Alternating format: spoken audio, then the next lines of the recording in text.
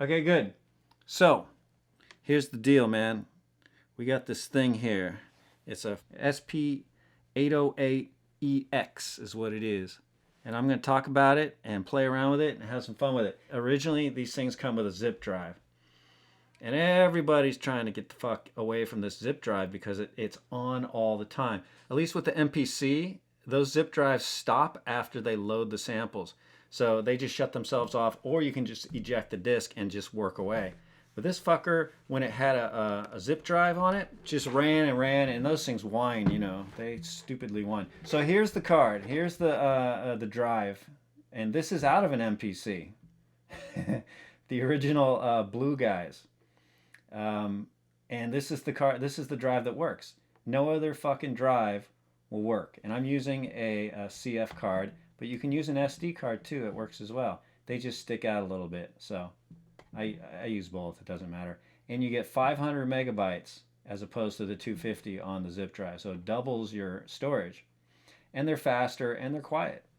They don't make any noise. They're not hot swappable, so you got to turn off the machine before you pop it out. Otherwise, the machine will kind of crash. So this is the big deal on these guys. Everyone's whining about the zip drives and they're unreliable, and it just runs all the time that this thing is on. To me, it's annoying. The reliability thing was never an issue. It was more just the annoyance of having that whine in the background of what you're trying to do. So there that is, man. And that's a serious upgrade for this particular unit. So I'm real happy with that. But you know what's funny is we all, you know, once we get something resolved, then it's on to the next thing that needs to be resolved. Otherwise, you know, the zip drive kind of overtook everything. So now other things become visible, like the limitation of this thing only having 4 tracks. Yes, you can bounce, but bouncing kind of sucks, you know. And the sampling is cool, but you can't control the on-off of the sampling via foot switch. So you can't, if you're a guitar player and you want to sample some guitar samples, you need a foot switch to go punch in, punch out. Can't do it on this. Those, to me, are the 2 biggest limitations. Everything else, the effects section is slamming. If you want to record line level stuff, it works great. You know, and there's lots of little features that you can get into on this thing. I haven't tapped this thing fully. I've gone pretty far, and you know, but I don't use it a whole lot. So I think my main thing is I just want to like demo it and say, here's this thing. It's cool to sell. If you get the drive, it makes it better. You just leave it on. Who cares? There's nothing spinning. There's nothing moving. So, and this is the drive that works. You know, it's hard to get people to really understand that this is the only one that I've ever seen working on these machines. And it is still available. You can get them on the MPCs. You got to get on eBay and get one of those blue MPCs with this in it. Some of them have been already pulled out, so they'll have a zip drive or something in it. Anyways.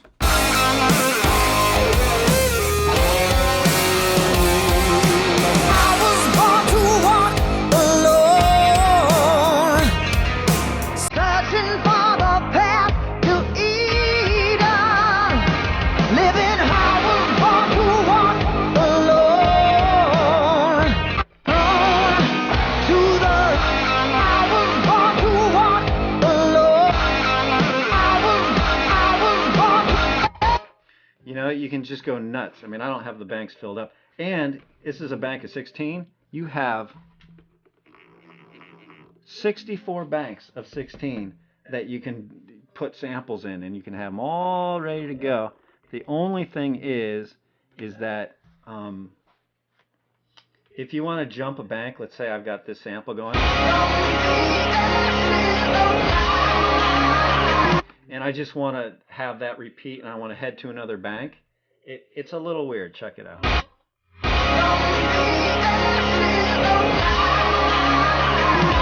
So it puts it there. So it kind of like leaves it there until you turn it off, but then you can't get back to it. Then you're in your whole nother set of samples, right? You guys recognize this? Hello!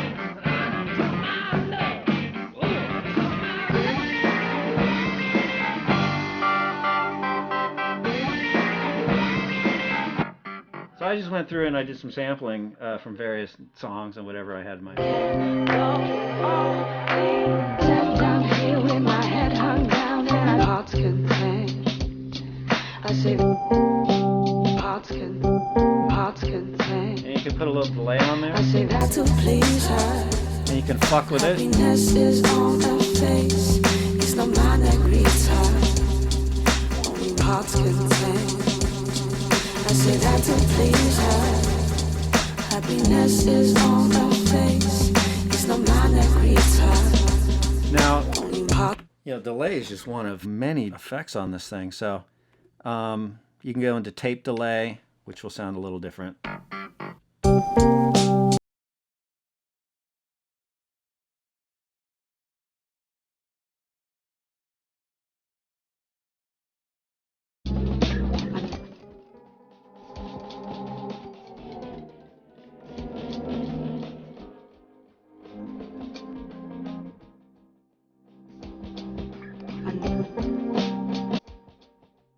Hearts contain.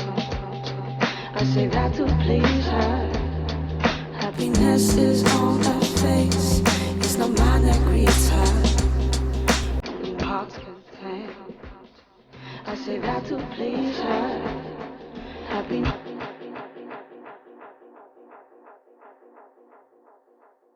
So it's all real time. It's smooth as glass, and there's all these delays, and then you get into so you get analog, you got a space echo, you got high pass filters, you've got sound on sound stuff you can do, phase stuff. You have these transformers, these vocal transformers, which are a lot of fucking fun. So you can pitch the whole thing up or down, choruses, flangers, distortions, and then it has multi guys where it has a whole bunch of them and you can control it. The effects section on this thing is killer.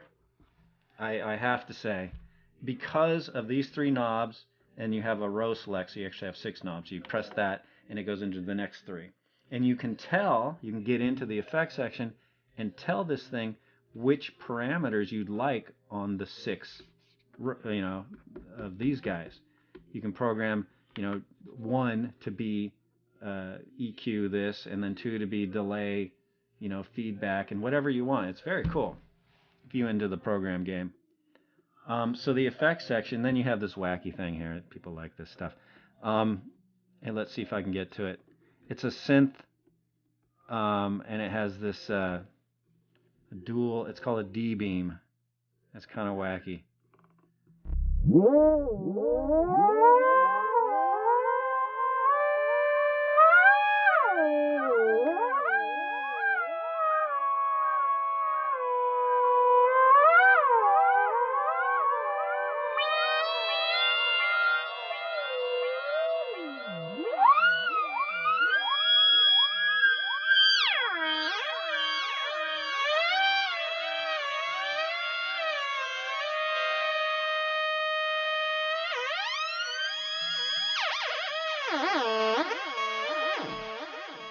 Alright, so basically you can see it gets kind of wacky. Let's turn the feedback down here.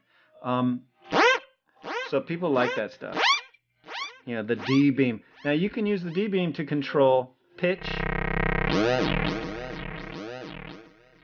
So you can use it to control the pitch of something here. So if I want to do pitch, I just do that guy.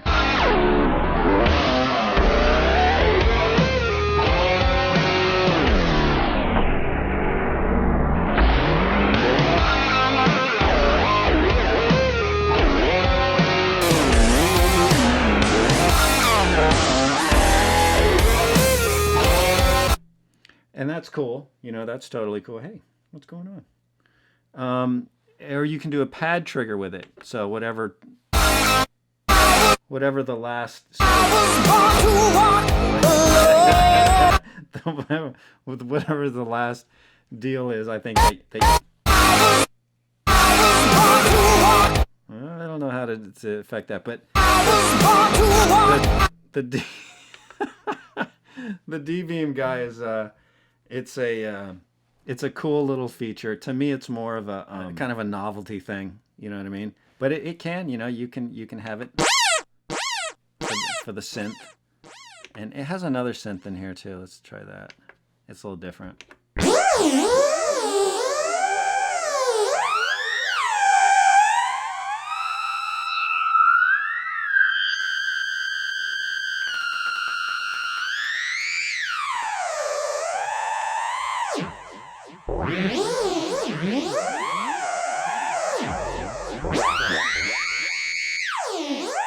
So you can have no delay.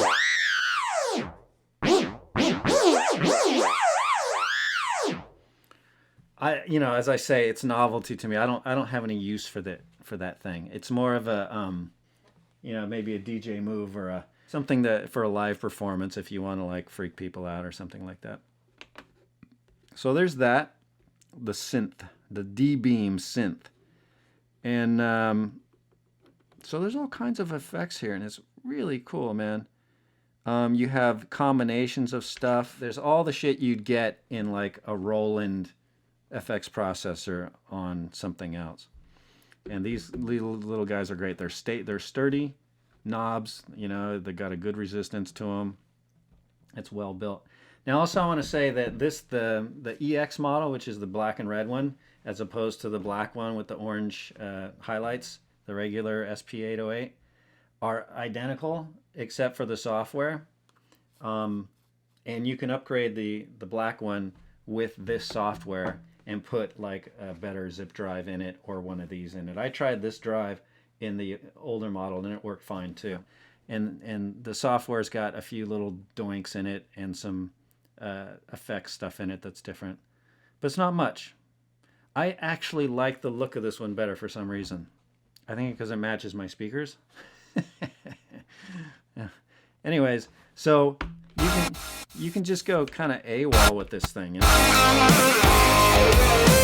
I was born to walk alone to the lions.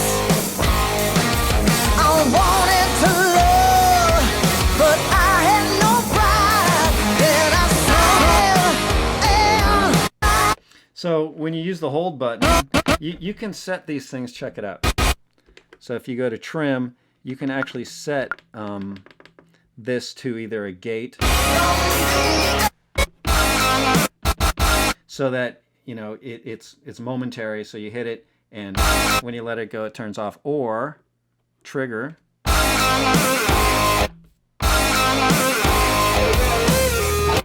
Or drum, which means it'll just play it.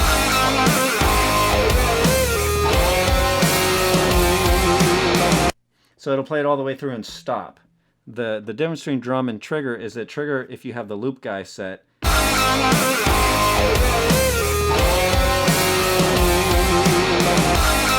so it'll keep looping. So the trigger is basically, it turns it on and leaves it on until you turn it off.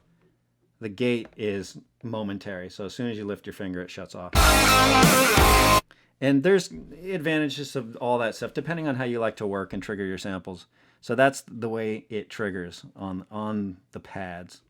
And then you can tell it to loop or not. You can set the loop point, the start point, and the end point, which is pretty cool.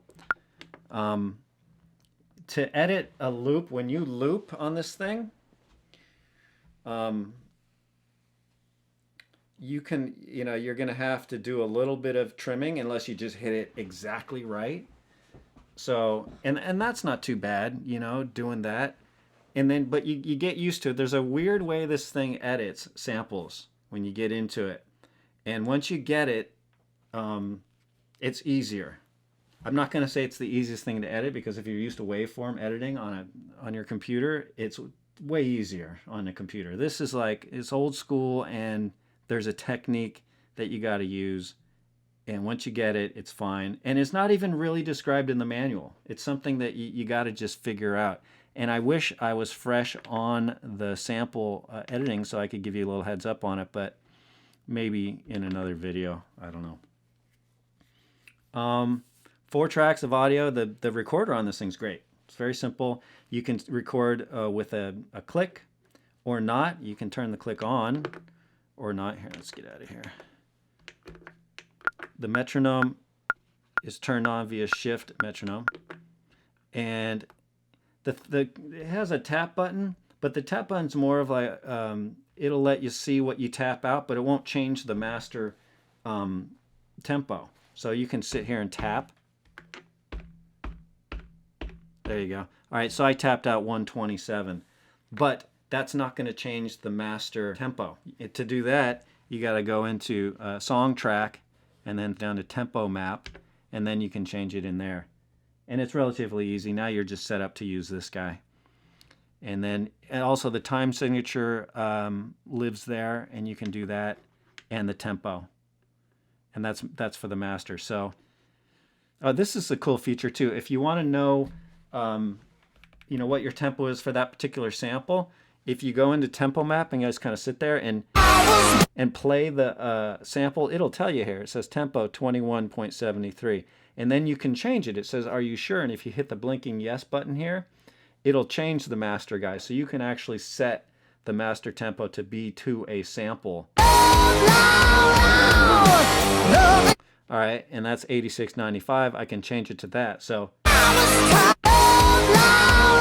right, so let's say yes. And then now if we go to the metronome,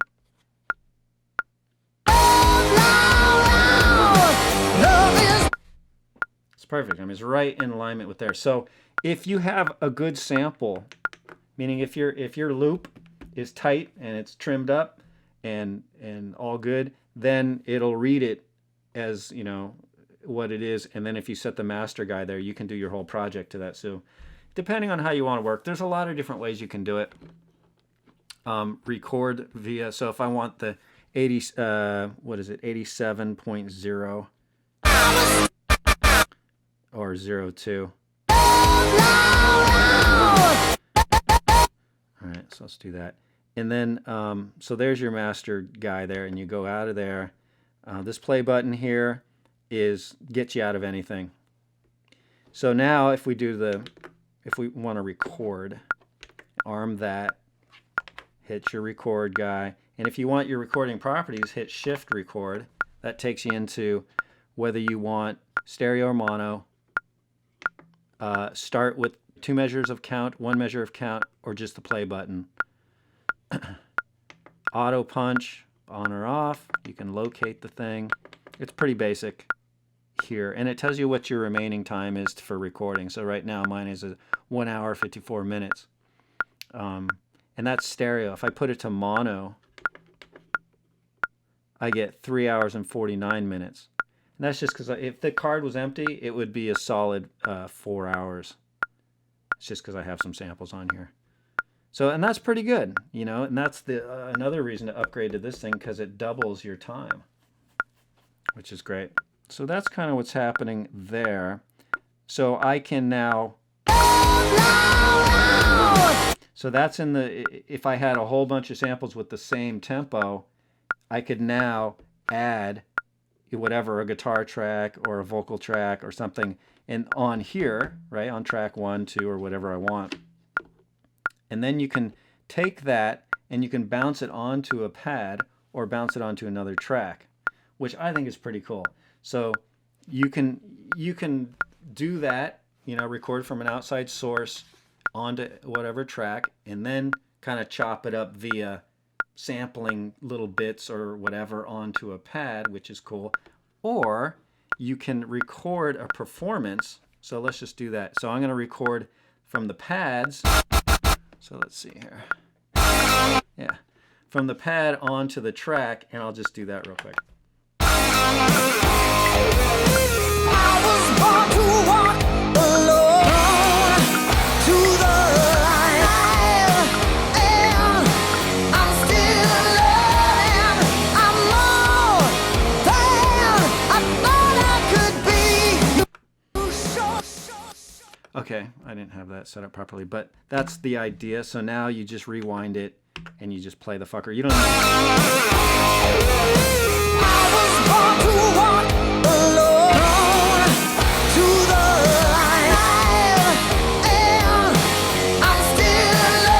Okay, so now that's recording audio. That's recording audio from the samples here on the pads to a track.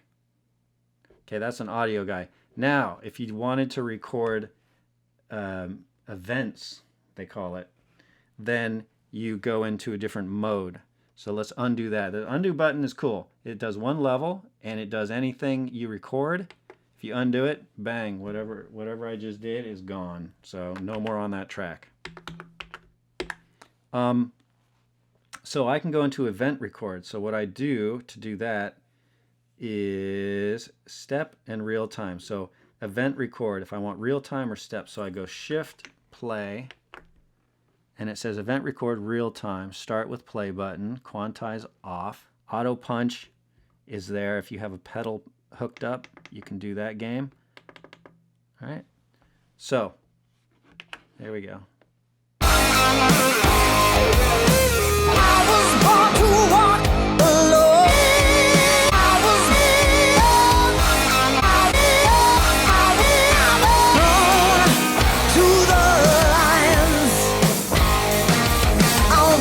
All right. So if you want to know what song this is by Jakey Lee. This is a solo record he came out with. So I did some sampling on that. Okay, so you just rewind, yeah, and just play the fucker back. Now this has a view where you can see what's going on.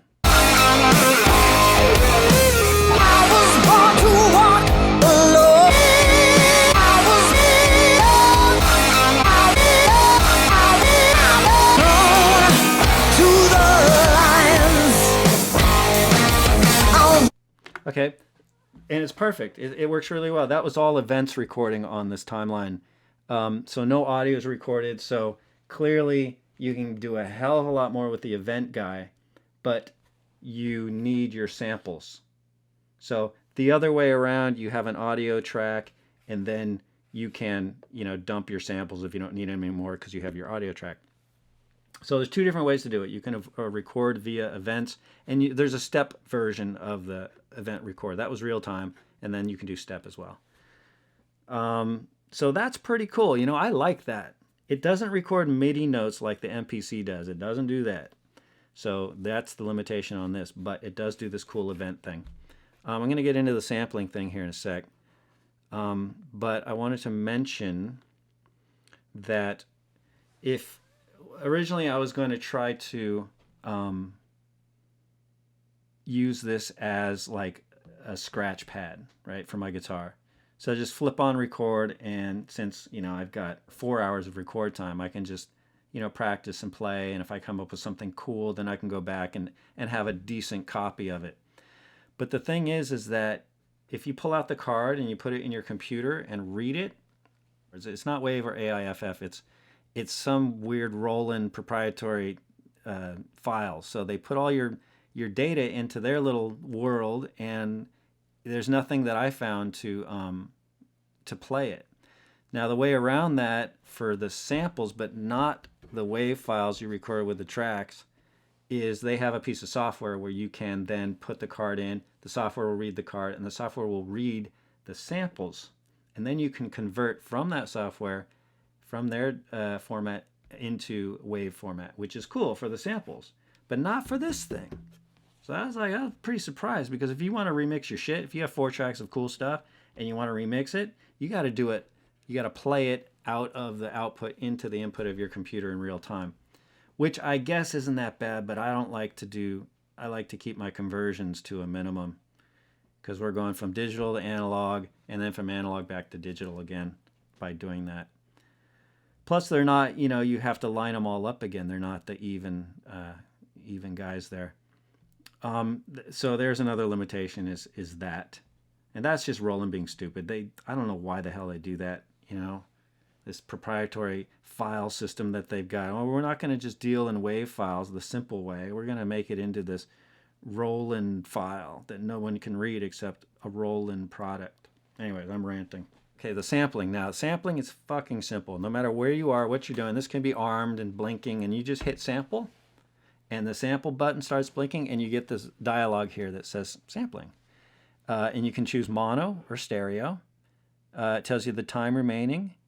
You can start with the play button if you want, or you can start it with the pad, which is this guy, or I think which is any pad. Not too sure about that. Or you can start it with a level, so a signal, and it has level 1, 2, 3, 4, 5, 6, 7, 8, which basically goes from, you know, very low.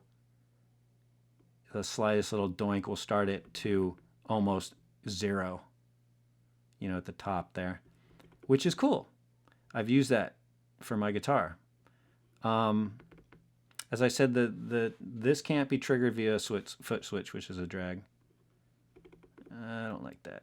So if we just say manual, then we're gonna we need some signal here. Let's see here. How can I do this? Yeah, I've got shit going on everything. Yeah,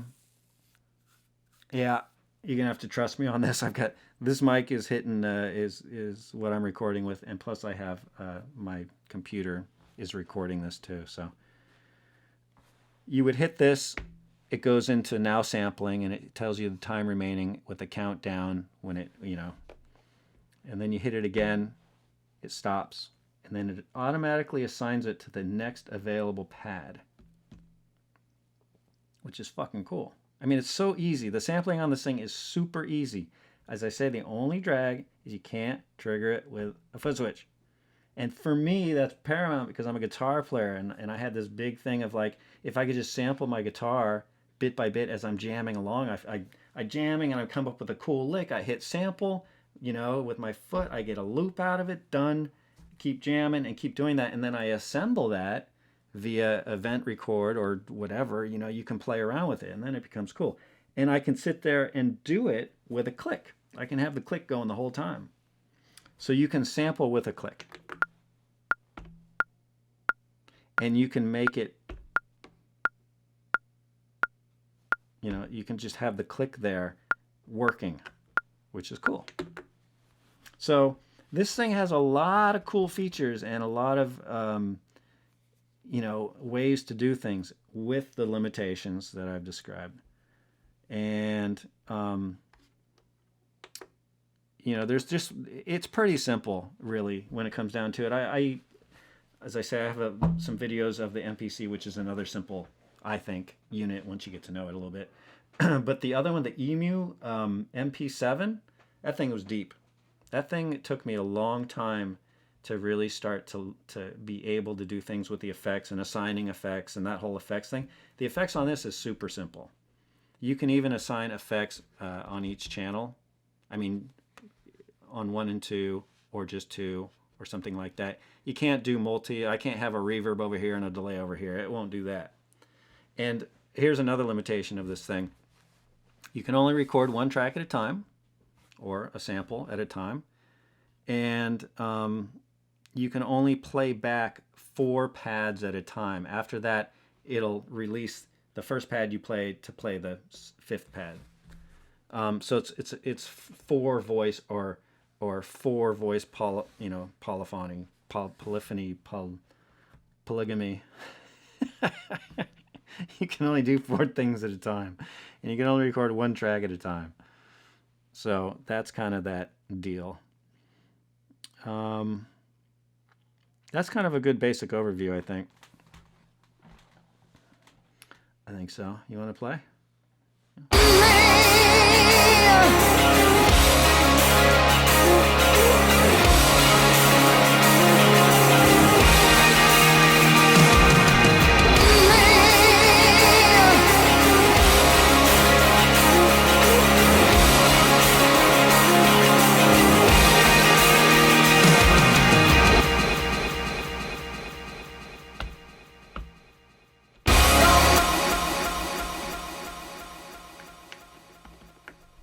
Oh, and another thing that's very cool. So you got that.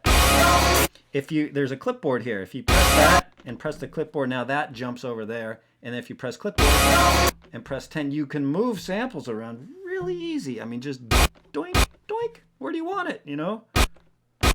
I love it. You can totally arrange your shit like that. I love that. I think it's very cool. So I'm just going to fuck around. I'm going to see what else I've got on here.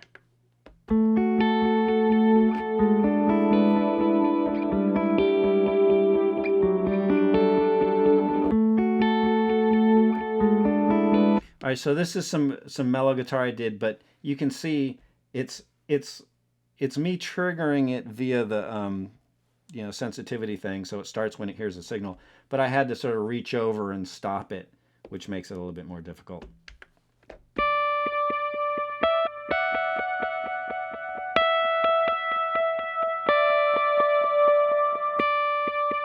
Sometimes you get a little click too, and you can sometimes edit that out and sometimes not. Sampling is always going to be hit or miss. I've got this little guy over here too. It's a Korg K Oscillator Pro, which is actually pretty cool. I think it's even fire-upable. And the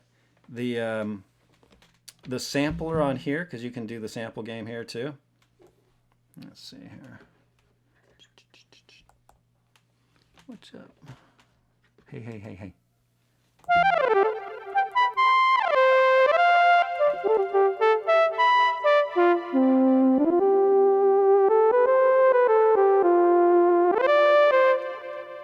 It's got some cool sounds in it, I like it. It trips my cat out. There's a cat sound in here, and he'll fucking trip out if I do that.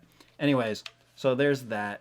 And it's the same thing with that. You sample via these little pads over here, and you got to hit it. You got to hit it right on the money, or, you get a click or you get some fucking extra information and it doesn't loop properly, So there's that. And but this thing I think is one of the better, more easy samplers. And I would, if these things are $150 to $300 on eBay, and I'd buy it just for the sampler, just because it's cool. And the effects section. This whole section here is A1, man, badass, except for the foot switch guy. There's the SP-808. There's a lot of support groups. And there's a lot of videos, I think, on this thing, for the most part. As I say, sorry, this wasn't a, more of a creative endeavor. I think it was more about, just how it works. I think it's because I'm still learning how it works and I'm not, being that creative on it. What do you think? What do you think, huh? Think that's about right? You ready to end this thing? I think he is. I think that's a yes. All right, y'all. From Kitty Cat and I, we'll talk to you later. You just want to take over, don't you? Here, I'll just move you into the frame here. Go for it. Do your thing, Kitty Cat. What's up? What's up? All right. Take care. Adios.